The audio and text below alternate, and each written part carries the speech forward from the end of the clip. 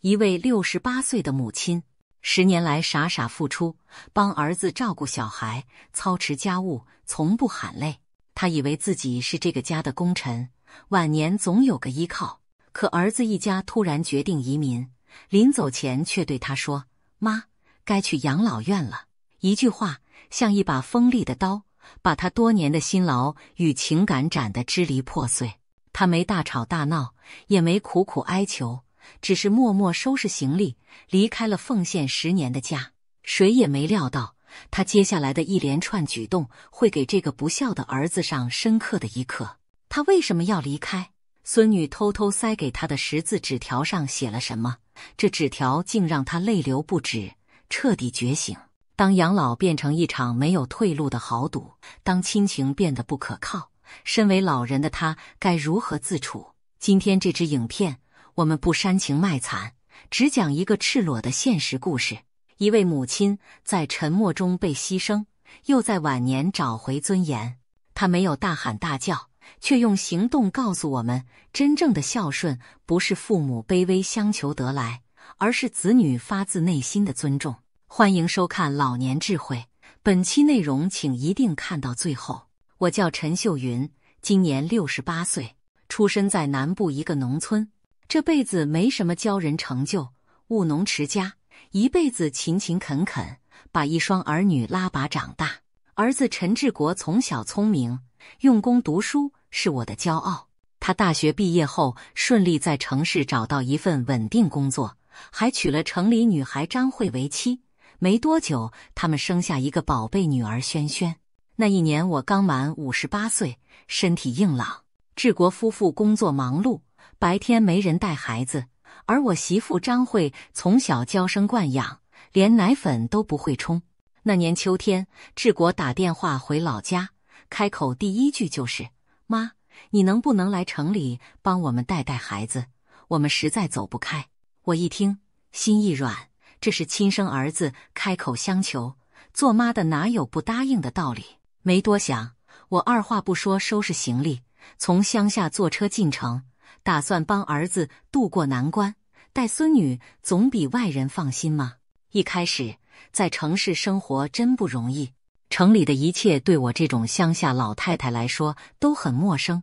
厨房的瓦斯炉怎么开，洗衣机哪里加洗衣粉，连垃圾分类怎么丢都让我犯愁。第一次煮饭，我没掌握好电锅的开关，一锅米饭变成半生不熟，结果媳妇张慧皱着眉直挑剔：“妈，这也煮不好吗？”我听得出她话里的嫌弃，可为了孙女，我忍了。我心想，她年轻不懂事，我这当长辈的多包涵一些就好了。那阵子我每天手忙脚乱，从市场买菜到接送孩子，全是一门新学问。白天围着嗷嗷待哺的婴儿转，晚上还要做全家人的饭菜。孙女半夜常常哭闹，我一晚得起身好几回，哄她喂奶。几个月下来，熬得我黑眼圈深重。孙女发烧时，我整夜抱着她降温喂药，不敢合眼。她第一次开口叫人，第一次蹒跚走路，身边陪着的是我这个奶奶。那10年里，萱萱几乎是我一手带大，我对她的疼爱不亚于对自己的孩子。为了让儿子媳妇安心上班，家里的3餐、洗衣、打扫，我全都包办。柴米油盐的开销，我也不好意思跟小俩口要。一开始他们还推让2句，后来见我坚持，就真的没再给过我生活费。10年来，我没跟他们拿过1毛钱。我一直觉得照顾孙女是做奶奶的天职，只要一家人和乐就好，计较那些做什么呢？可是我没料到，有些付出一旦被视为理所当然，就变得廉价而不被珍惜。10年说长不长，说短不短。从58岁到快70岁，我从一个身体硬朗的中年妇人，成了满身劳损的老太太，腰酸背痛，膝盖一走路就隐隐作疼，这都是年复一年操劳落下的毛病。原本说好只帮3年，结果一拖就是整整10年。直到最近，儿子儿媳突然宣布的一个决定，把我从自以为的天伦之乐中惊醒。那天晚上吃过晚饭，儿子治国忽然严肃地对我说：“妈，我有件事要跟你商量。”他看了看坐在旁边的张慧，随即开口：“公司安排我去加拿大分公司发展，我们全家打算移民过去定居。”我听了一愣，半晌才反应过来：“哦，这是好事啊，只是那轩轩呢？你们都过去，他还这么小，生活上……”张慧打断我：“妈，我和治国商量过了，轩轩当然跟我们一起去。至于您……”他顿了一下，看了眼治国。治国接过话头，语气尽量显得轻描淡写：“妈，您年纪大了，一起飞长途对您身体是折腾，而且我们到那边人生地不熟，恐怕也顾不上照顾您。”他顿了顿，又说：“我们考虑，您还是留在台湾比较好。我们已经帮您联系了一家不错的养老院，有专人照顾起居，医疗也方便。卖掉乡下那间老房子，足够支付养老院的费用了。”最后，他很轻松地总结一句：“妈，您也该去养老院享享清福了。”仿佛一道惊雷在我耳边炸响：“妈，该去养老院了。”这短短的一句话，教我心寒透顶。我张了张嘴巴，半天没发出声音，只觉得胸口又闷又痛。10年来，我付出所有心力照顾这个家，自问没有半句抱怨，换来的却是儿子轻飘飘要我去养老院安置。我强忍住情绪，问他们：“我一个人住老家也挺好，为什么非得去养老院？”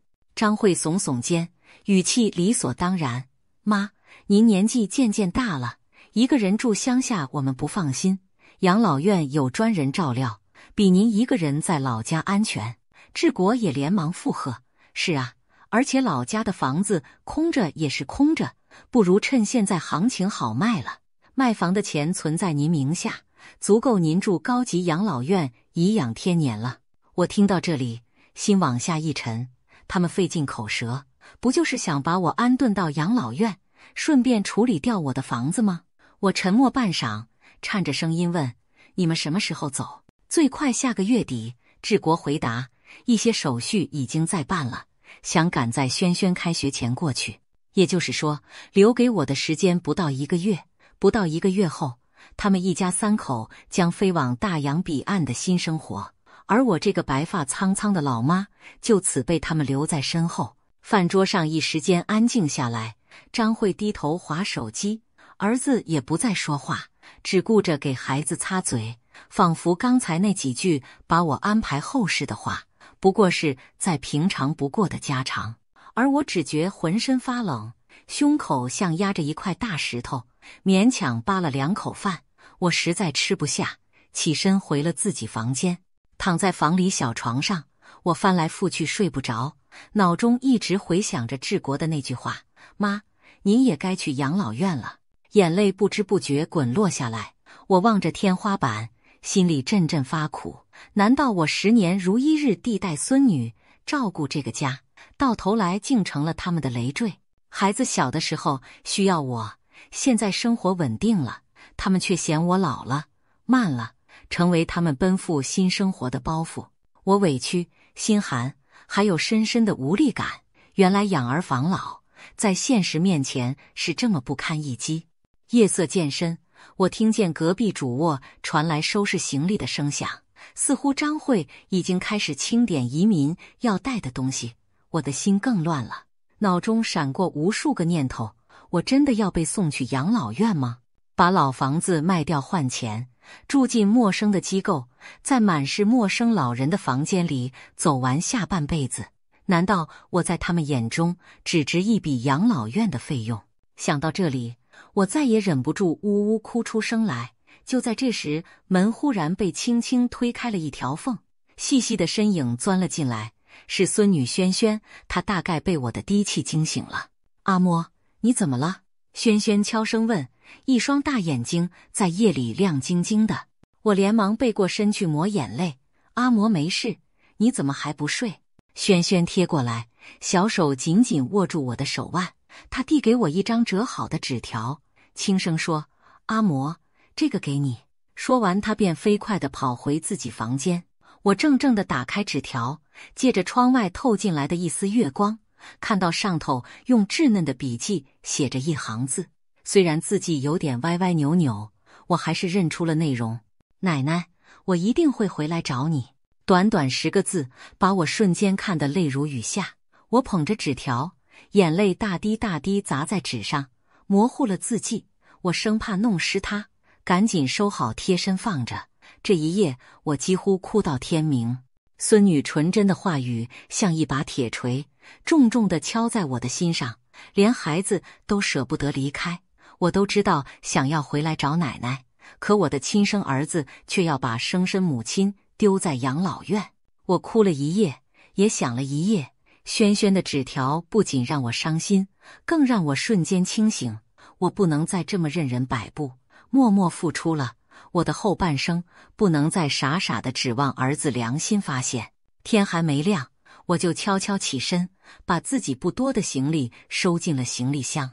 其实在这住了10年，我也没有添置什么东西，除了几件换洗衣服和几样我带来的生活用品，几乎没有属于我的东西。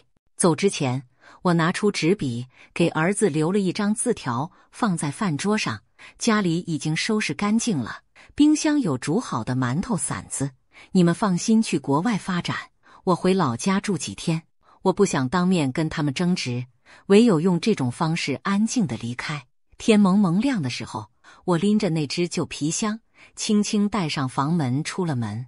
没有人发现我走了。对这个家而言，我的存在本就像个隐形人。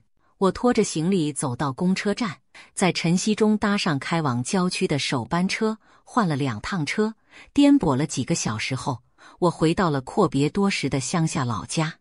一路颠簸，我头晕目眩，但奇怪的是，心里反而觉得松快了一些。不是因为离开儿子家就高兴，而是终于下定决心，不再委曲求全。一路上，我用手机给女儿阿芳打了通电话。喂，阿芳吗？妈想去你那儿借住几天，可以吗？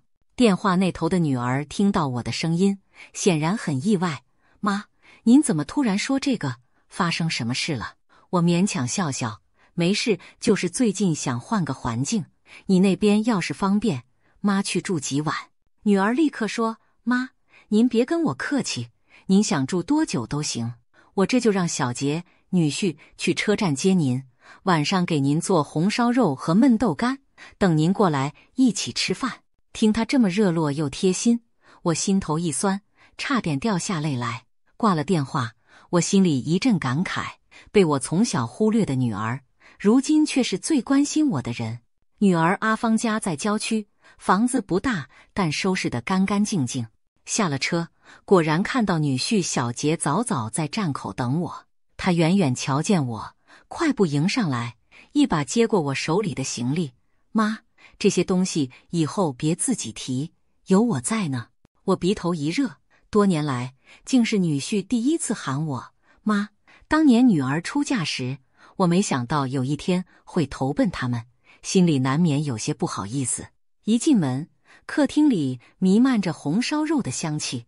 阿芳从厨房探出头，妈，您来了，鞋脱在这，快进来坐，饭马上好搁。她脚边还放着一双我常穿的软底拖鞋，显然是特地为我准备的。我鼻子一酸，眼泪差点又掉下来，努力忍住情绪。我换鞋进了屋，女儿张罗着让我上桌，一边不停往我碗里夹菜。妈，您怎么又瘦了？我哥他们是怎么照顾您的？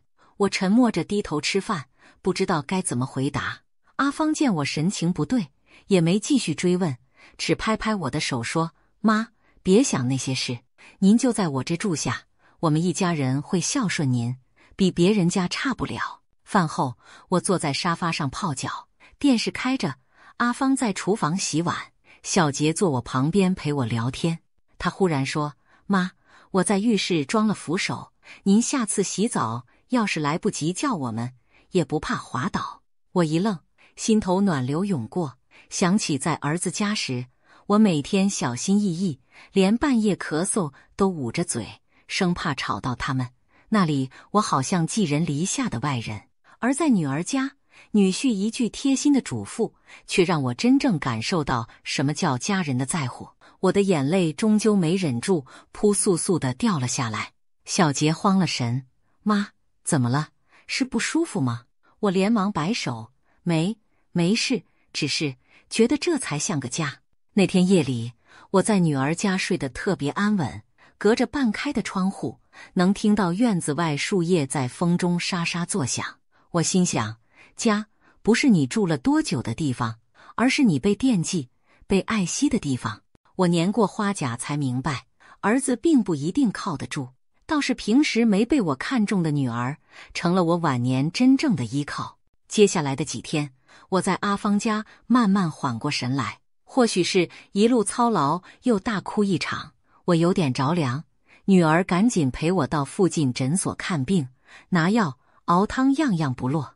早上她陪我去公园晒太阳，说是让妈换换空气，别老闷在城市水泥墙里。她甚至让出卧室给我住，说我年纪大了，晚上起夜频繁，房间离洗手间近比较方便，就算她和女婿挤在小房间，也没一句怨言。这样的照顾和体贴，让我又感动又汗颜。想当初，我偏心儿子，总觉得女儿嫁出去就不管娘家，可真正关心疼爱我的，反而是这个从小我关注最少的女儿。几天下来，我的精神气色明显好转。那天午饭后，我主动对阿芳说：“阿芳啊，妈想和你谈件正经事。”女儿关掉电视，认真地看着我：“妈，您说，我听着。”我斟酌了一下措辞，慢慢开口：“我有点积蓄，本来打算留着以后养老用。你哥结婚那年，我和你爸帮他付了90万的房子头期款，当时我们也没多想，谁让他是咱家的男丁，总得帮他成个家。”阿芳点点头：“这是我记得。”我叹了口气：“可是现在我老了，身体一年不如一年，你哥他们要出国了，又要我去养老院。”我冷静想过，我不能再这么下去。你爸过世早，那点积蓄本来就是给我养老的。当年帮你哥买房是情分，不是我欠他的义务。阿芳听到这里，眼神一下严肃起来：“妈，您的意思是想把当年给哥的钱要回来？”我点点头：“不仅是当年给他的90万，我这10年在他家出钱出力，花掉的何止90万。我是没指望他报答，可他们如今这样对我，我心寒啊。”我的声音有些颤抖：“阿芳，我知道讨债不像话，但妈现在需要一个保障，我不想把自己后半生的活路全压在他良心上。我想问问你哥，能不能还我一笔钱，就当是我未来的养老本？”阿芳用力点头：“妈，您这要求一点也不过分。当年您帮他，那是情义，他现在推卸责任，良心都让狗叼了，这不是要不要脸的问题，是起码的公平问题。”我看着女儿气愤的样子，心里五味杂陈。可是要真跟治国提钱，他肯定翻脸。阿芳冷笑一声：“他翻脸？他一开始对您就没留情面。妈，这事不能算了。如果我们现在不争，您以后就真的一无所有，任人摆布了。”在女儿的支持下，我硬起心肠拨通了儿子的电话。电话刚接通，治国的语气就透着不耐烦：“妈，你怎么不声不响跑回去了？让我们好找。”我心平气和地说：“我回老家散散心。治国，我有些话想跟你谈。”“你说。”他语气有些烦躁。我鼓起勇气开口：“当年你结婚买房，我和你爸出了90万头期款，还有这10年，妈在你家照顾轩轩，也花了不少钱。这些我本来都不计较，但现在妈老了，需要养老费。你们既然打算移民，把我送养老院，那可不可以把之前妈出的钱还我一些，当做我自己的养老本？”电话那头沉默了几秒，随即传来儿子恼怒的声音：“妈，房子是我们夫妻的名字，钱是你们自愿出的，你现在跟我提这个有意思吗？”我听他这么说，心一紧：“治国妈，当初没想那么多，可你现在要撇清关系，我也得为自己打算啊。”治国冷哼一声：“我们现在经济也紧，你要是缺钱，我每个月给你3000块当零用就好了，别的你就别强人所难了。3000块，他一句话差点把我噎住。我为这个家忙前忙后10年，他现在随口一句每月给我3000块，难道想打发叫花子吗？我气得发抖。治国，你这是什么话？10年来我帮你们带小孩做家务，省下的保姆钱、清洁费、伙食费，哪样不少于3000？现在你叫我去养老院，把钱花在外人身上，每月拿3000就想堵我的嘴。治国听我语气不对，急忙说：妈，您怎么突然这样计较了？我们真拿不出多的钱，您要是不想去养老院，可以请个看护在家照顾。够了，我忍无可忍打断他。治国，你现在嫌我烦是吗？在你眼里，妈成了拖累，对不对？电话那头没声音，我强忍心酸继续说：你不觉得对不起我，我还觉得对不起自己。既然话都摊开了，那你不肯给，妈只好走法律途径。说完这句，我不等他回话，就挂断了电话。泪水模糊中，我看见阿芳在旁边紧握拳头，脸都气白了。那天晚上，阿芳联系上他认识的一位律师，是朋友介绍的，专门处理家庭纠纷和不动产问题的顾问。我本来有点心虚，觉得闹上法院太难看，但律师仔细听完我的讲述后，拍着胸脯说：陈太太，法律上虽然您没在房产上挂名，但可以主张当年出资以及子女未尽赡养义务等，要求协商赔偿。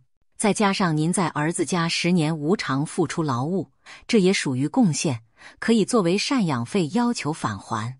我一听还能这样，顿时又紧张又期待。律师解释说，可以先申请法院调解，如果能谈妥，就不需要正式诉讼，大家都省事。我点点头，决定试一试。退让了大半辈子的我，这一次绝不能再退。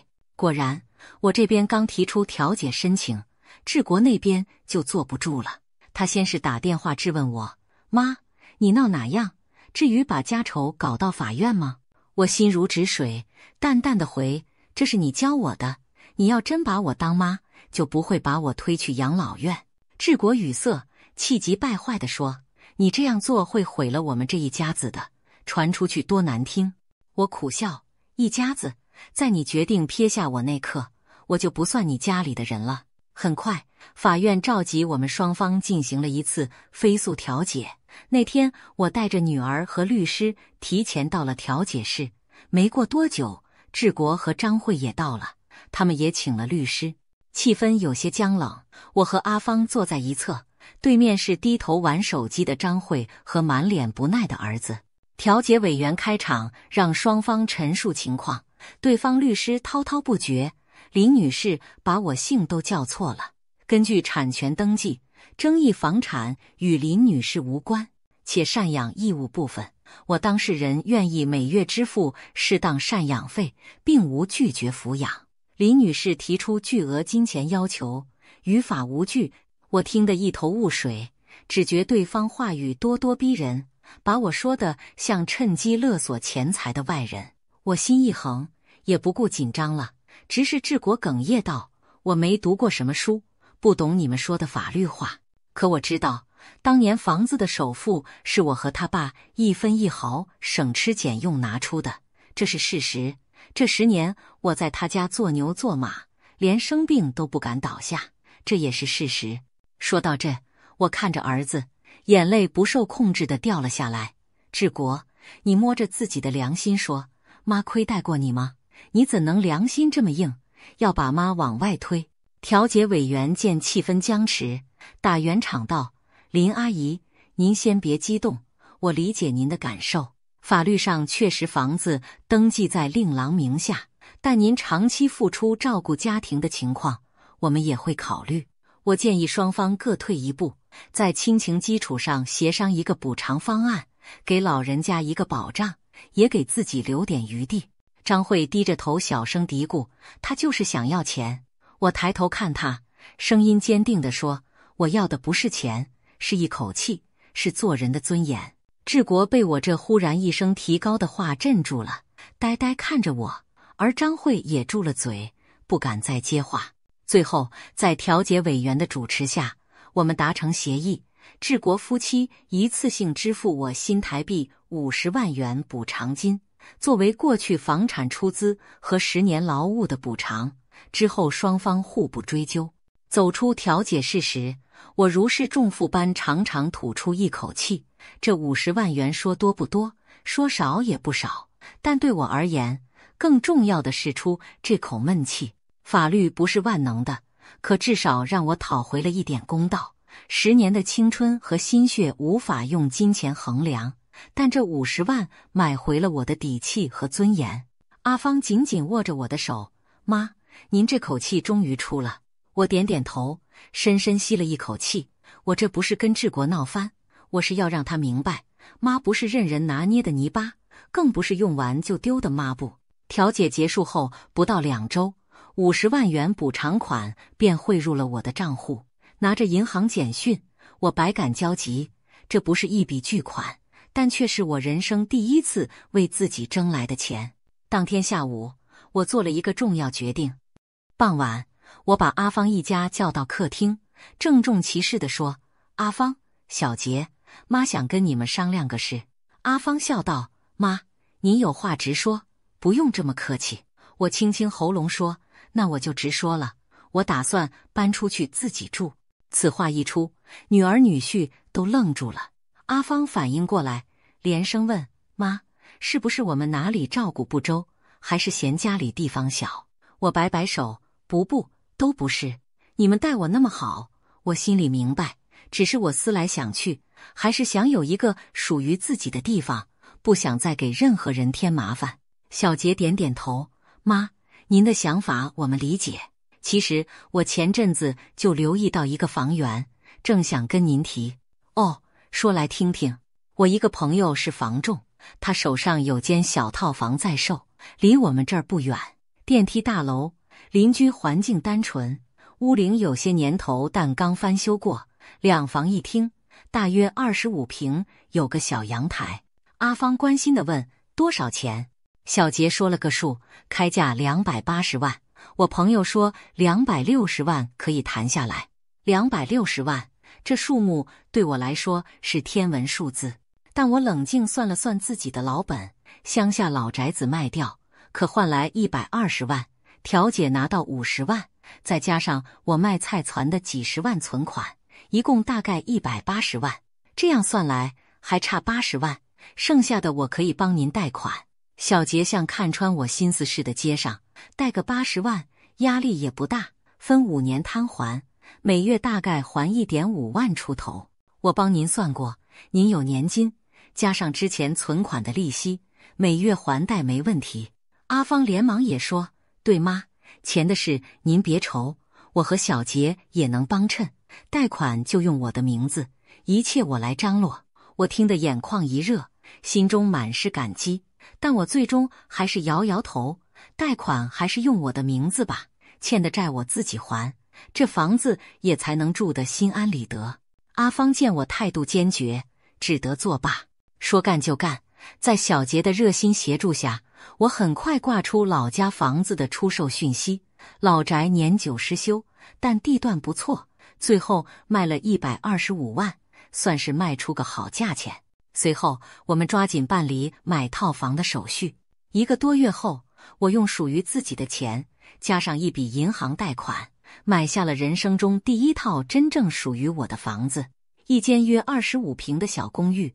搬家那天，阳光正好，透过客厅的窗洒满一地金黄。我站在自己新家的窗前，看着简单却温馨的布置，心里满是踏实感。这小小的一方天地，是我用泪水和勇气换来的后半生安身之所。失去的东西可以再赚，但失去的尊严必须靠自己亲手拿回来。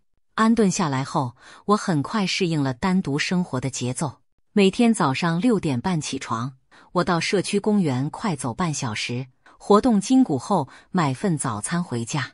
吃完早餐，我会听听收音机，看看电视新闻，有时拿出针线缝缝补补，把过去舍不得丢的旧衣服改一改，省钱又打发时间。下午时分，我参加社区长者活动中心的课程，我报名了每周2、4的银发族健身操课，周5还有邻里共餐活动。渐渐的，我也结交了一群年龄相仿的新朋友，大家有的约着去庙里当义工，有的下午打麻将、拼拼图，日子虽然平淡，却过得充实又有声有色。不久，我还在社区服务中心找到一份半日清洁工的工作，每周3天，时薪180元。别看赚的不多，对我而言却特别珍贵。我重新找回了被需要的感觉。我知道自己还能工作，还有用处，而不是个只能等着被照顾的老人。每当月初领到几千块的工资，我都特别开心。我珍惜地把钱存下来，算计着贷款可以提早几个月还清。现在我的月支出控制在15000元以内，尽量不给自己太大负担，生活过得节俭但自在，心情也比过去舒展多了。周末女儿和小杰常会过来瞧我，顺便帮我带米换瓦斯，我总会下厨做几道拿手菜招待他们。阿芳感慨地说：“妈，您现在气色真不错，整个人看着都年轻了。”我笑道：“那可不，以前我像挂在墙上的旧钟，现在是卸下来自己会走的钟。”一家人哈哈笑成一团。有时远在国外的治国也会打电话来，刚开始他总是支支吾吾，只问我过得好不好，要不要钱用。我淡淡的回答：“我挺好的，不用挂心，你们忙你们的就好。”几个月后，治国居然突然说要回国一趟，我有些意外，但还是说：“好啊，回来了就来家里坐坐。”大约半年后的一个傍晚，治国真的来到了我家楼下。那天我正浇着阳台的花，电话响起来，是儿子的声音：“妈，我在你楼下，可以上去吗？”我赶忙下楼去迎他，打开门，看到儿子提着一袋水果和礼盒站在门口。才半年不见，他好像瘦了一些，鬓角也长出了几根白发。进来坐吧，我侧身让他进门，心情忽然有些复杂。屋里不大，我给他倒了杯热茶，又端出前2天阿芳带来的糕点。治国坐在沙发上，有点局促不安地环顾我的小屋。妈，一个人住这里还习惯吗？他开口问。我点点头，挺好的，邻居都不错，楼下就是诊所和超市，很方便。他低着头，嗯了一声，又沉默了片刻。终于，儿子长长叹了口气，声音沙哑地说：“妈，对不起。”我手一顿，几乎不敢相信自己的耳朵。这句迟来的歉意，我足足等了10年。治国眼睛有些红：“妈，过去的事是我做的不好，我只顾着自己的前程和小家，忽略了您的感受。特别是提养老院那件事，我真是鬼迷心窍，觉得送您去那里有人照顾，是为您好，却没想过您根本不愿意。”我鼻头一酸，忙拿纸巾擦了擦眼角。能听到你这么说，妈这心里就舒坦了。治国放下手里的杯子，懊恼地低声道：“其实调解之后，我想了很多，您在纸上写的那些话，也一直在我脑子里回荡。”我愣了愣：“什么纸上写的话？”他抬起头看着我：“就是您留给我们那张字条。您说厂放心去国外发展，我回老家住几天居。妈，当时看到那句话，我才发现自己有多混账。您表面顺从，实际上却是心都寒透了，才会悄悄走掉。”他吸了吸鼻子：“还有轩轩，他现在经常吵着想您。”我们走那天整理行李时，在他书包夹层里发现一张纸条，上面写着：“我脱口而出，二奶奶，我一定会回来找你。”治国震惊地望着我：“妈，您怎么知道？”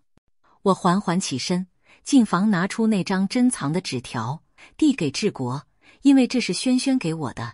那天晚上你们说完那些话，轩轩塞给我这张纸条，我哭了一整夜。”治国颤抖着接过纸条，看着女儿那歪斜的笔迹，整个人泪如雨下。他哽咽着说：“他才10岁，就懂得这样心疼奶奶。妈，我真惭愧。”我轻轻拍了拍儿子的肩：“你能醒悟就好，妈没有别的指望。”只要你们一家平平安安、团团圆圆，就是对我最大的安慰。那天，治国在我这里坐了很久，我们聊了很多心里话。他告诉我，去了国外才真正感受到举目无亲的孤独，也更想起我的好。他说他打算调整工作，减少加班，多花时间陪伴家人，包括我这个当妈的。临走前，治国试探地问我：妈，你房贷还有多少？我每月寄钱帮您还吧。我笑着摇头，不用了，贷款我自己还付得来，这房子是妈自己努力换来的，小杰帮很多忙，你就不用操心了。他还想再说什么，见我态度坚决，终于点点头。那好，妈，您有需要一定要告诉我，我尊重您的决定。目送儿子下楼，我站在阳台吹着傍晚的风，心里一块大石头总算落了地。有些关系的裂痕未必能完全弥补，但只要彼此愿意改变一步，阳光还是照得进来。我知道我和儿子之间不可能回到从前那种亲密无间，但至少我们不再是带着怨恨分开。亲情有时候经不起试探，但经过考验后，也许能以另一种更成熟的方式重新开始。回首这一段经历，我不禁感慨，68岁以后的生活竟比前半生还精彩。我用了10年时间，心甘情愿为儿孙付出，结果差点落得个晚景凄凉。我又用半年的时间，在女儿家疗伤养气，重新振作，更用了几个月，透过法律和行动，讨回属于我的那一份公平和尊严。过去我总以为，人老了就得仰赖子女，凡事多忍让，才能换取天伦之乐。可我现在才明白，老了，与其指望别人的善心，不如握紧自己的底气。在这里，我想对所有和我一样年纪渐长的朋友们说几句心里话。别再把为子女无私奉献视作天经地义，适当为自己打算，不自私，但也别一味牺牲。也奉劝年轻人，父母不是天生欠你的保姆，更不是提款机，他们需要的其实很简单，不是钱和物，而是你的一点点关心和陪伴。同时，我也总结了5点晚年心得，送给每一位中老年朋友。带孙不是义务，而是情分。帮子女照顾孙辈可以是自愿的选择，但不是理所当然的本分。付出要量力而为，千万别被亲情绑架自己的一生。房产金钱该讲清楚，如果为子女购房、出资或经济支援，一定要白纸黑字留证据，说清楚、写明白，反而能避免未来的尴尬和争执，亲情才能长久。手中有粮，心中不慌，别把养老的本钱都给了孩子，自己身上留点钱和资产，老了才有底气说不。经济独立才能人格独立，儿子女儿都一样，不要老观念觉得儿子才靠得住，女儿是泼出去的水。谁真正对你好，心里有你，才值得你依靠。不论儿女，孝顺是福，不孝是命，但我们可以选择靠自己，宁可要尊重，不要被需要。子女需要你帮忙时对你客客气气，不需要时就将你晾在一边，这样的需要毫无价值。唯有学会划清界限，坚持原则，才能换来真正的尊重和体面。影片到这里就结束了，您怎么看待这件事呢？您觉得一位辛苦带孙10年的母亲，最后却被儿子一家拒之门外，只让他去养老院安置，是该默默接受，还是奋起反击？有人说为子女付出越多，晚年越可能凄凉，也有人说不管怎样都不该跟子女撕破脸。那么，如果是您，会支持这位母亲的选择吗？还是觉得她太决绝了呢？欢迎在留言区写下您的看法。如果您身边也有类似的经历，请勇敢分享出来，让更多人了解，这并非个案，而是许多老人在面对的现实问题。最后，别忘了订阅我们的频道，并打开小铃铛，这样就不会错过往后每一次发人深省的故事了。如果您觉得今天的影片对您有所触动，也请把它分享给更多需要的人。感谢您的观看，我们下期再见。